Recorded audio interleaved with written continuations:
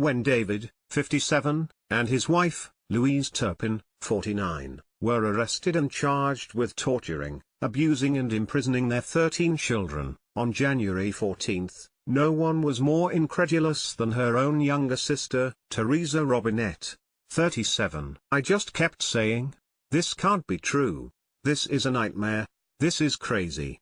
I could never imagine Louise being cruel or mean or sadistic," Robinette told HollywoodLife.com in an exclusive interview, ahead of a new Oxygen 2-hour special, The Turpin 13, Family Secrets Exposed on Saturday, April 28 at 6 p.m. ET/PT. Nevertheless, now that she knows the full horror of what happened in her sister's Paris, California suburban home, how her 13 nieces and nephews were starved and shackled to their beds, she is convinced that her sister is fully responsible for the alleged abuse. Any decision that was made, when we were around her growing up, whether it was something as little as where to go to eat, or something bigger, she always made the final decision, Teresa insists.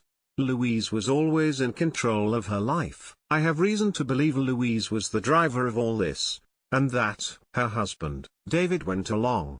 Robinette will be speaking out in the Oxygen special as it explores what happened inside that Paris, California home which hid 13 siblings from ages 2 to 29 who were so small and malnourished when they were discovered that authorities believed that all of the allegedly abused siblings were children, even the 7 adults. Teresa was shocked by news of the shocking condition of the children's health. She hadn't seen Louise, David or their kids since 1998, except in a few video chats.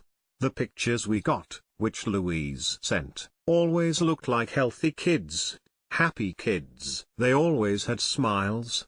They were always dressed in the nicest of clothes, Robinette tells HollywoodLife.com. When Robinette commented to her sister that her kids looked skinny, Louise would dismiss concerns by saying that her children took after their father who was lanky. Of course, Teresa hadn't seen her sister in 20 years and had only met the oldest 4 children in person. But neither she nor her brother, Billy, or sister, Elizabeth, all of whom lived on the East Coast, thought that was very out of the ordinary. Louise had always distanced herself from the family. There have been years that she went without even talking to the family and then popped back up, she explained. However, when Teresa had last visited her sister and David, their house was immaculate.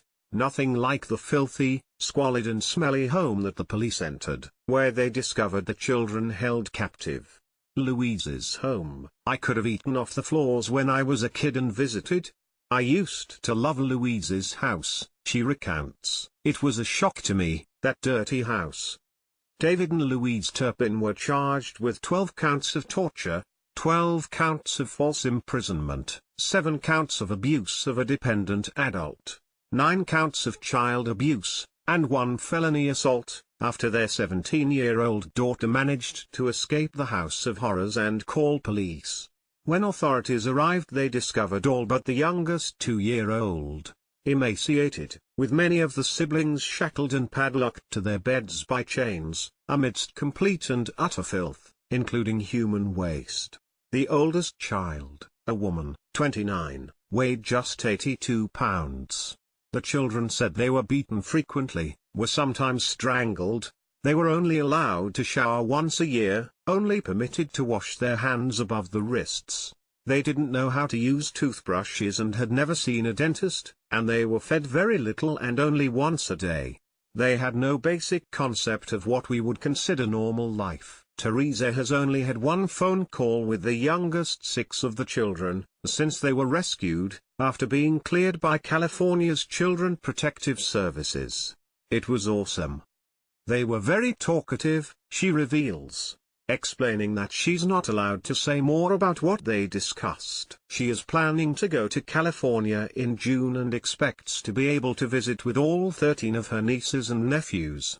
She has spoken to her sister, Louise, since her arrest, just once. I accepted 1 collect call from her to say what I had to say to get it off my chest, and then she's called and I keep refusing them. I'm really angry with her, she took so much from those kids, she bemoans. Robinette is sick about the nightmare that her nieces and nephews have endured. The thing that breaks my heart is knowing that so many of my nieces and nephews are at an age where they should be living their own adult lives. And some of them have lost that, she mourns. And she remains mystified about how her sister could have inflicted such cruelty on her children. She is certain though that all 13 of the children are now being well cared for. They're happy where they're at, they feel free, and it's the littlest thing in life that people that live normal lives take for granted. Those are the things that they're just realizing that they have the right to do, she says. So what does she hope for her nieces and nephews? I want their lives back for them, though she acknowledges that this is unattainable.